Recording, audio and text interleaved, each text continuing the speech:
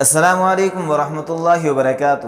محترم دوستو، اس وقت ایک چیز بہت زیادہ حدیث کے نام پر وائرل کی جا رہی ہے، جس میں یہ کہا جا رہا ہے کہ نبی صلی اللہ علیہ وسلم کا ارشاد ہے کہ جو بھی آدمی اذان کے وقت بات چیت کرے گا، اذان کا جواب نہیں دے گا، تو اسے مرتے وقت کلمہ نصیب نہیں ہوگا۔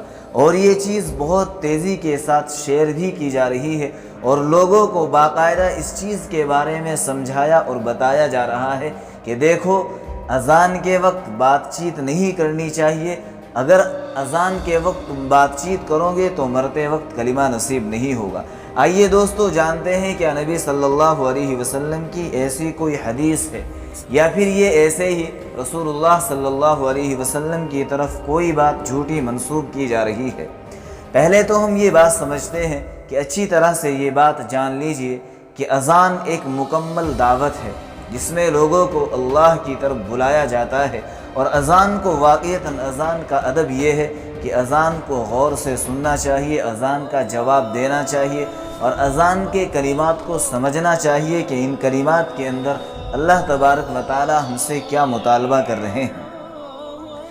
یہ طریقہ بالکل ناپسند ہے کہ ایک طرف تو اذان ہو رہی ہو، دوسری طرف ہماری باتیں چل رہی ہو، ہم اذان کا جواب نہ دے رہے ہو۔ یہ بات بالکل نامناسب ہے، بالکل غلط ہے، یہ بات اچھی نہیں ہے۔ مگر یہ بات بالکل غلط ہے کہ اگر کوئی آدمی یہ کہہ رہا ہے کہ کوئی اذان کے وقت بات چیت کرے گا تو اسے مرتے وقت کلمہ نصیب نہیں ہوگا، تو یہ بات بالکل غلط ہے۔ رسول اللہ صلی اللہ علیہ وسلم کی طرف یہ جھوٹی نسبت ہے، جھوٹی بات منسوب کی گئی ہے۔ ایسی کوئی بھی حدیث نہیں ہے جس میں نبی صلی اللہ علیہ وسلم نے ایسا کہا ہو۔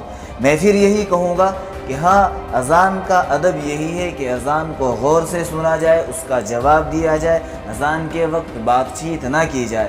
لیکن اپنی طرف سے اس طرح کی باتیں بنا دینا جو رسول اللہ صلی اللہ علیہ وسلم نے نہ کہی ہو، تو یہ بات بالکل غلط ہے، اس پر اللہ کے یہاں پکڑ ہو سکتی ہے۔ جن بھائیوں نے اس چیز کو شیئر کیا، دوسروں کو بتایا، اس پر استغفار کرے، توبہ کرے، اللہ سے معافی مانگے، کیونکہ نبی صلی اللہ علیہ وسلم کی اس پر سخت وعید ہے کہ کوئی بھی آدمی میری طرف جھوٹی بات منسوب نہ کرے۔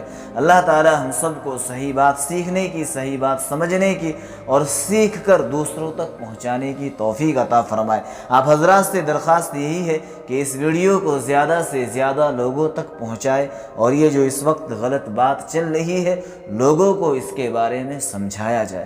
اللہ تعالی عمل کی توفیق عطا فرمائے۔ السلام علیکم ورحمۃ اللہ وبرکاتہ۔